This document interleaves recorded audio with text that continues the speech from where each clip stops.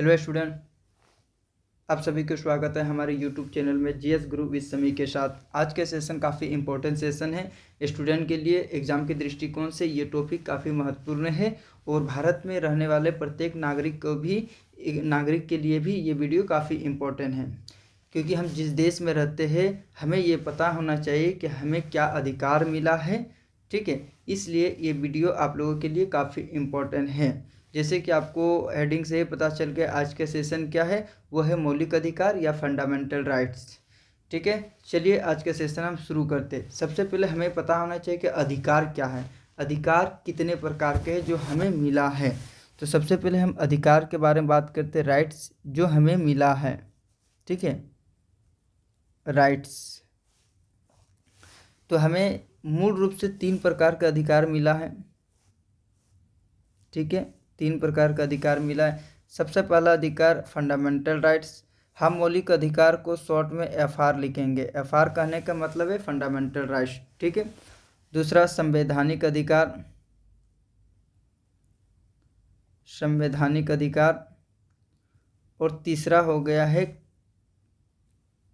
कानूनी अधिकार या सांविधिक अधिकार। ठीक है, ये 3 अधिकार हमें मिला है। ठीक है, तो अब एक एक करके बात करते हैं आखिर फंडामेंटल राइट्स क्या है, यानी मौलिक अधिकार क्या है, संवैधानिक अधिकार क्या है या कानूनी अधिकार क्या है। तो सबसे पहली बात है जो हमें आगे डिटेल में पढ़ना भी है, जो भाग 3 में है, संविधान के भाग 3 में और आर्टिकल 12 से लेकर 35 में जो वर्णित है, जो उल्लेख किया गया है इसके अंतर्गत, वो हमारा फंडामेंटल राइट्स है, जिसे हमें आगे डिटेल से बात करनी है। ठीक है, दूसरा है संवैधानिक अधिकार क्या है। संवैधानिक अधिकार करने का मतलब ऐसा अधिकार जो भाग 3 आर्टिकल 12-15 में नहीं है लेकिन संविधान में, ठीक है, लेकिन संविधान में दिया गया, लेकिन इस खंड के अंतर्गत नहीं। ठीक है, तो क्या है, जो भाग 3 और आर्टिकल 12 से लेकर 35 तक इसमें उल्लेख नहीं किया गया, इसमें शामिल नहीं है, बट हमारे संविधान में ये है। ठीक है, संविधान में है। जैसे एग्जाम्पल के तौर पर क्या लेते हैं, जैसे मतदान का अधिकार, ये हमें कौन सा, ये हमारा फंडामेंटल राइट्स नहीं है बल्कि ये हमारा संवैधानिक अधिकार है, जो आर्टिकल 326 में उल्लेख किया गया है। ठीक है, फंडामेंटल राइट्स क्लियर हो गया, संवैधानिक अधिकार क्लियर हो गया। अब तीसरा अधिकार जो है कानूनी अधिकार या सांविधिक अधिकार, ये क्या होता है।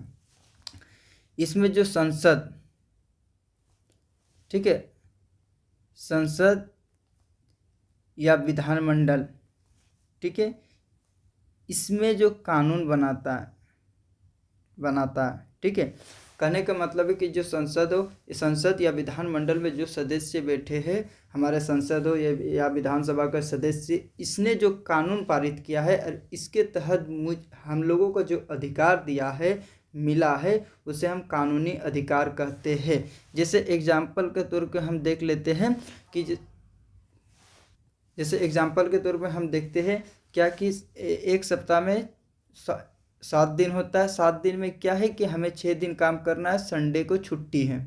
ये जो संडे को छुट्टी मिला है ये कानूनी अधिकार है। ठीक है, आशा करता हूँ ये तीनों आप सबको क्लियर हो गए कि हमारा फंडामेंटल राइट्स क्या है, हमारा संवैधानिक अधिकार क्या है और हमारा कानूनी अधिकार क्या है। ठीक है, और ये जो फंडामेंटल राइट्स है, ये फंडामेंटल राइट हमने कहाँ से लिया है, तो ये यूएसए से लिया है, यूनाइटेड स्टेट ऑफ अमेरिका। ठीक है, तो चलिए अब एक एक करके हम बात करते हैं, हमें ये पढ़ना है पूरा डिटेल से। ठीक है, सबसे पहले फंडामेंटल राइट शुरू करने से पहले इसका हम परिचय देख लेते हैं कि आखिर है क्या। ठीक है, सबसे पहली बात है कि फंडामेंटल राइट्स,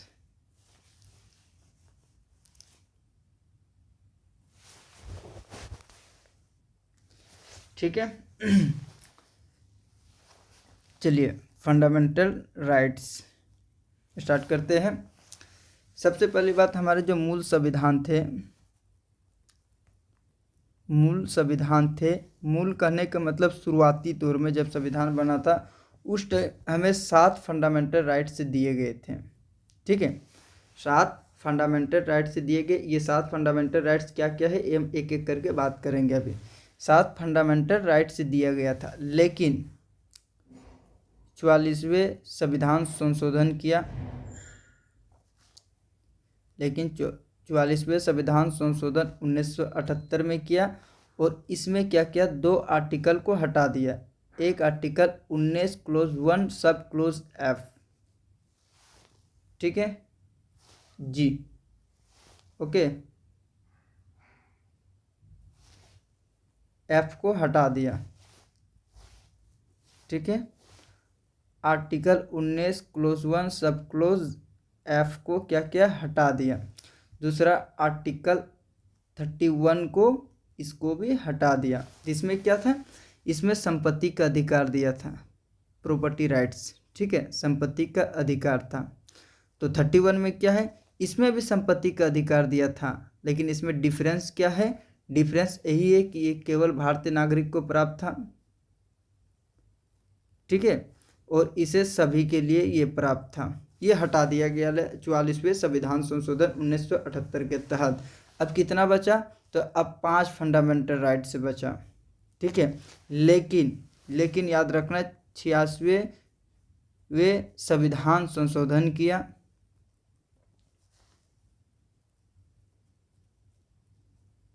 ठीक है, संशोधन किया और इसमें आर्टिकल 21A जोड़ा। आर्टिकल 20A जोड़ा, जिसमें क्या बोला कि 6 से 14 वर्ष के बच्चों के लिए शिक्षा के अधिकार मौलिक अधिकार बनाया गया है। ठीक है, इस प्रकार अगर देखा जाए तो वर्तमान टाइम में, प्रेजेंट टाइम में हमारे पास कितने मौलिक अधिकार है, तो 6 फंडामेंटल राइट है। ठीक है, सबसे पहली बात, वर्तमान में कितने फंडामेंटल राइट्स है, 6 फंडामेंटल राइट्स से है। ओके, आर्टिकल 21A जो शिक्षा 6 से 14 वर्ष तक बच्चों के लिए शिक्षा का अधिकार को फंडामेंटल राइट से बना दिया गया। कौन सा संविधान संशोधन, 86वें संविधान संशोधन के तहत। ठीक है, अब हम बात करते हैं। अब प्रश्न ये आता है कि जो फंडामेंटल राइट से है, इसमें संशोधन कर सकते हैं या नहीं, संशोधन कर सकते या नहीं। ठीक है, इसका कहने का मतलब जो फंडामेंटल राइट्स है, इसमें हम बदलाव कर सकते या नहीं कर सकते हैं। इस विषय में 5 केस आया। ठीक है, इस विषय में 5 केस आया। सबसे पहला केस का नाम क्या है सबसे पहला केस आया शंकरी प्रसाद केस। ठीक है, ये 1951 में आया था। इसमें सुप्रीम कोर्ट में क्या कहा, इसमें सुप्रीम कोर्ट, SC मतलब सुप्रीम कोर्ट, इसमें कहा कि हाँ जी हाँ, फंडामेंटल राइट में संशोधन कर सकते हैं, यानी बदलाव कर सकते हैं, चेंज कर सकते हैं। ठीक है, दूसरा केस जब आया सज्जन सिंह केस, सज्जन सिंह केस आया, ये 1951 है। ठीक है, ये 1965 में। तो इसमें क्या बोला, इसमें भी सुप्रीम कोर्ट ने बोला कि जी हाँ, संशोधन कर सकते हैं, पुनः इसमें कहा। लेकिन तीसरा केस जब हुआ गोलकनाथ केस, गोलकनाथ केस 1967 में हुआ। इसमें क्या कहा पता है, इसमें कहा है कि जी नहीं, फंडामेंटल राइट को संशोधन नहीं कर सकते, फंडामेंटल राइट में संशोधन नहीं कर सकते हैं, गोलकनाथ ने केस कहा। फिर अगला जब केस हुआ 24वें संविधान संशोधन हुआ, संविधान संशोधन हुआ 1971 में। इसमें आर्टिकल 30 क्लोज 4 जोड़ा और इसमें क्या कहा, इसमें कहा कि जी फंडामेंटल राइट्स में संशोधन कर सकते हैं। ठीक है, अभी हम आर्टिकल 13 के बारे में बात करेंगे, 12 के बारे में भी बात करेंगे, धैर्य बनाए रखें। ठीक है, लास्ट केस और सबसे इम्पोर्टेंट और सबसे महत्वपूर्ण केस अब तक के भारतीय इतिहास में। ठीक है, वो जो केस है ये बहुत ही इम्पोर्टेंट केस है। ये कौन सा केस है, तो ये है केशवानंद भारती केस, ये बहुत ही इम्पोर्टेंट है। ठीक है, 1973 में हुआ था। ये बहुत ही इम्पोर्टेंट है, बहुत ही इम्पोर्टेंट है ये पॉलिटी में अब तक के इतिहास में। इसमें क्या कहा, इसमें कहा जी हाँ, इसमें भी सर्वोच्च न्यायालय ने कहा जी हाँ फंडामेंटल राइट्स में संशोधन कर सकते हैं, बट इसने एक कंडीशन रखा, बट, लेकिन इसने कहा मूल ढांचे, ठीक है, मूल ढांचे में संशोधन नहीं कर सकता है, मूल ढांचे में संशोधन नहीं कर सकता है। तब कहा कि अच्छा ठीक है, मूल ढांचे में तो संशोधन नहीं कर सकते हैं, लेकिन मूल ढांचा है क्या? तब सर्वोच्च न्यायालय ने इस केस के तहत कहा कि पंथ निरपेक्ष ये हमारा मूल ढांचा है। ठीक है, संसदीय व्यवस्था, ये भी हमारा जो भारत का संसदीय व्यवस्था है ये भी हमारा मूल ढांचा है।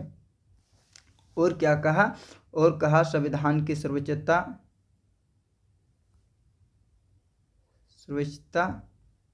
ठीक है, आदि, ये सब मूल ढांचा है, इसमें संशोधन नहीं कर सकता है।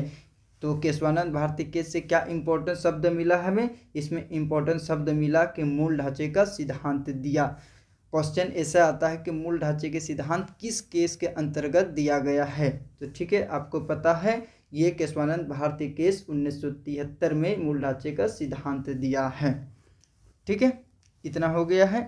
तो अब प्रेजेंट टाइम में, ठीक है, इतना होने के बाद अब सवाल आता है कि प्रेजेंट टाइम में क्या है, वर्तमान समय में क्या है, फंडामेंटल राइट्स को लेकर वर्तमान समय में क्या है। तो सबसे पहली बात कि जी हाँ, फंडामेंटल राइट में संशोधन कर सकता है, संशोधन कर सकता है आर्टिकल 368 के तहत, लेकिन विशेष बहुमत के आधार पर। ठीक है, विशेष बहुमत के आधार के कहने का मतलब दो तिहाई इसे कैसे निकालते हैं? जैसे मान लेते हैं कि लोकसभा में 573 सीटें, 573 से फाइंड आउट करेंगे, जितना हुआ ये विशेष बहुमत हो गया है। वर्तमान में संशोधन कर सकता है। ठीक है, ये कहा है। ओके, दूसरा बात, कितना वर्तमान में फंडामेंटल राइट्स है? तो ये 6। ठीक है, अब एक एक को देखने से पहले हम थोड़ा आर्टिकल 12 और 13 पर चर्चा कर लेते हैं कि आर्टिकल 12 और 13 में क्या है। तो सबसे पहली बात आर्टिकल 12 है, इसमें राज्य का परिभाषा दिया है, राज्य का परिभाषा दिया है।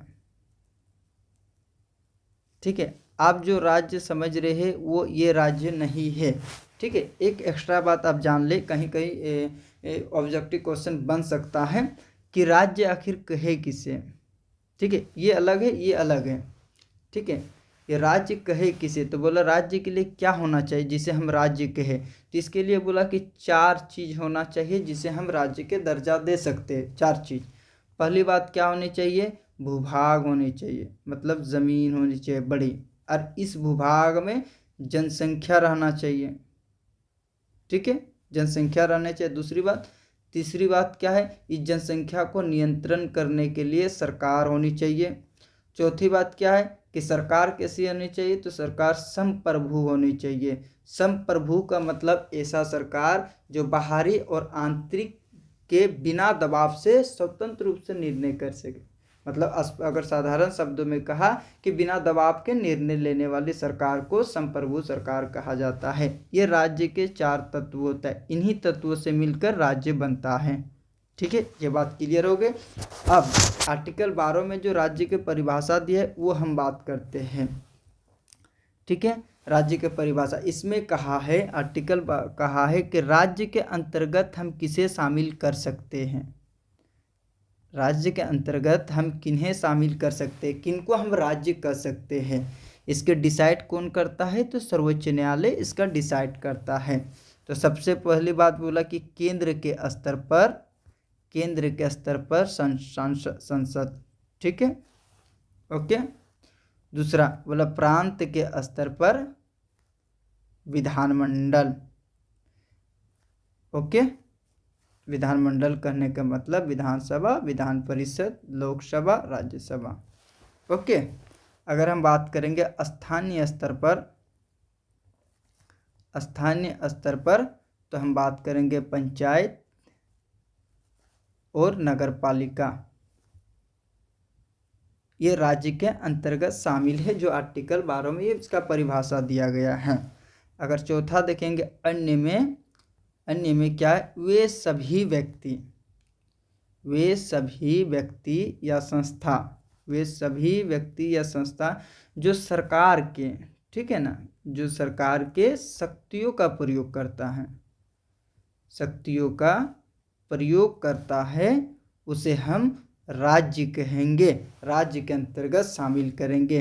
जैसे अगर एग्जाम्पल लेंगे डीएम, डिस्ट्रिक्ट मजिस्ट्रेट, जिला न्यायाधीश, ठीक है, ये हो गया इसके अंतर्गत राज्य। मतलब आर्टिकल 12 में राज्य की परिभाषा दिया है कि इसके अंतर्गत किनको हम राज्य कहेंगे। केंद्र के स्तर पर संसद, लोकसभा, राज्यसभा, प्रांत के स्तर पर विधानमंडल, विधानसभा, विधान परिषद, स्थानीय स्तर पर पंचायत और नगर पालिका, और अन्य में वे सभी व्यक्ति हो या संस्था हो जो सरकार की शक्तियों का प्रयोग करता है, हम राज्य कहेंगे। ठीक है, राज्य के अंतर्गत शामिल है या नहीं है या किन्हें शामिल करना है, इसका निर्णय कौन करेगा, तो इसके निर्णय सर्वोच्च न्यायालय करता है। ठीक है, वर्तमान टाइम में बीसीसीआई जो होता है वो राज्य के अंतर्गत नहीं आता है। ठीक है, ये आर्टिकल 12 हो गया है। अब आर्टिकल 13 में क्या कहता है वो भी देख लेते हैं। आर्टिकल 13 में क्या कहता है, ठीक है, इसके 4 खंड है, 4 खंड है। ठीक है,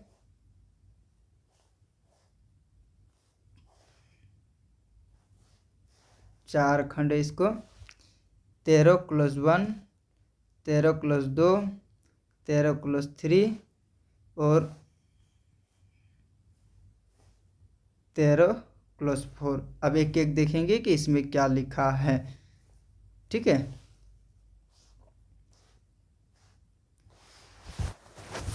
इसमें आर्टिकल 13+1 में क्या लिखा है, इसमें स्पष्ट कहा है कि संविधान लागू से पूर्व, संविधान लागू होने से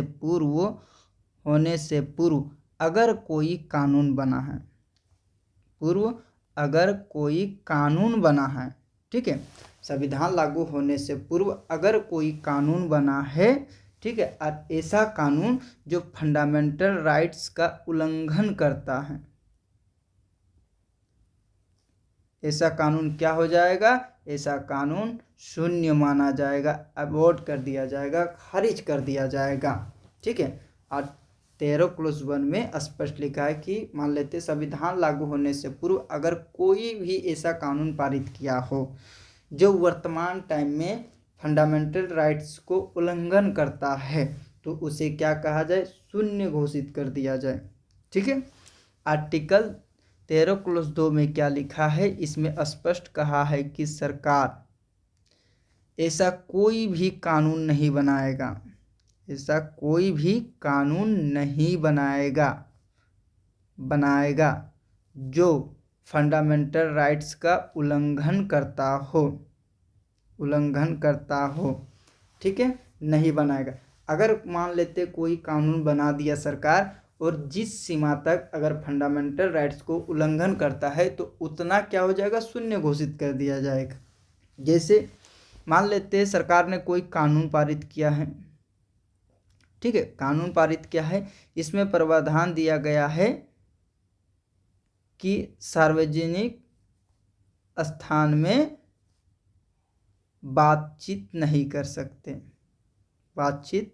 सकते, मान लेते ये प्रावधान दिया है, कोई कानून पारित किया, इसमें लिखा है कि सार्वजनिक स्थान पे आप बातचीत नहीं कर सकते हैं, तो जाहिर से देखा जाए कि सार्वजनिक स्थान में बैठना, बातचीत करना, ये हमारा फंडामेंटल राइट्स, लेकिन इसमें फंडामेंटल राइट्स का उल्लंघन हो रहा है, तो ये जो प्रावधान है, ये प्रावधान क्या हो जाएगा, इसके तहत इसको खत्म कर दिया जाएगा, अमान्य घोषित कर दिया जाएगा। इसी को कहते हैं शून्य घोषित कर देना। ठीक है, अब आर्टिकल 13 क्लोज 3 में क्या दिया है, इसमें विधि, इसमें बोला है विधि जो होता है, कानून जो होता है, इसके अंतर्गत क्या क्या आता है विधि के अंतर्गत।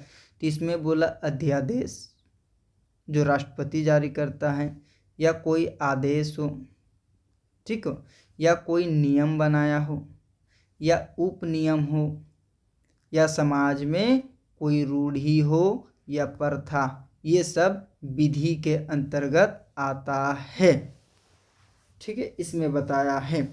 और आर्टिकल 13+4 ये कब जोड़ा गया, 24वें संविधान संशोधन 1971 में इसको जोड़ा गया है। और इसमें क्या कहा, इसमें कहा विधि के अंतर्गत आप संविधान संशोधन, विधि के अंतर्गत आप फंडामेंटल राइट्स में संशोधन नहीं कर सकते।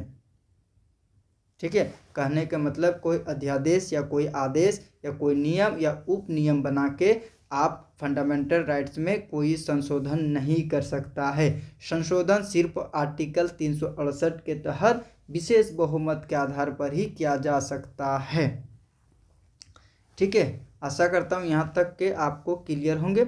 अब हम बात करते हैं हमारा सबसे मेन पॉइंट, जो हमारा 6 फंडामेंटल राइट से मिला है। ठीक है, एक करके देखते हैं। सबसे पहली बात, सबसे पहला जो फंडामेंटल राइट है, ये इससे शुरू करने से पहले और एक इम्पोर्टेंट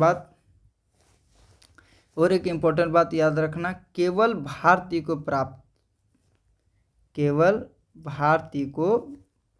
प्राप्त फंडामेंटल राइट्स को, ठीक है, ये केवल भारतीय नागरिक को प्राप्त है। जैसे आर्टिकल 15, आर्टिकल 16, आर्टिकल 19 और आर्टिकल 25, आर्टिकल 29 से लेकर 30 तक ये केवल भारतीय नागरिक को प्राप्त है। ठीक है, दूसरा पॉइंट, भारतीय प्लस विदेशी दोनों को प्राप्त है। भारतीय प्लस विदेशी ये जो है ना, ये दोनों को प्राप्त है। ये हो गया है आर्टिकल 14, 19 नहीं होगा, 19 तो केवल भारतीय नागरिक प्राप्त है, 21 होगा, और 25 से लेकर 28 तक ये क्या है हम बात करते हैं। लेकिन ये आर्टिकल आपको याद रखना है जो केवल भारतीय नागरिक को प्राप्त है, केवल भारतीय नागरिक को। 15, 16, 19, 29, 30, ठीक है, ये भारत प्लस विदेशी दोनों को प्राप्त है। ठीक है, चलिए अब हम बात करते हैं हमारा फंडामेंटल राइट्स जो 6 हैं। सबसे पहला समानता का अधिकार। समानता का अधिकार जो है वो है आर्टिकल कितना से है, तो ये है आर्टिकल 14 से लेकर 18 तक, इसमें जिक्र किया गया है समानता का अधिकार। दूसरा फंडामेंटल राइट से जो है वो है स्वतंत्रता का अधिकार। स्वतंत्रता का अधिकार ये आर्टिकल 19 से लेकर 22 तक। ठीक है, अब तीसरा जो है शोषण के विरोध अधिकार।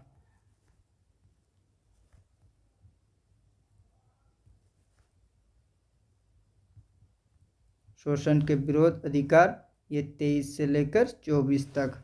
ठीक है, ठीक है, अगला फंडामेंटल राइट से है धार्मिक स्वतंत्रता।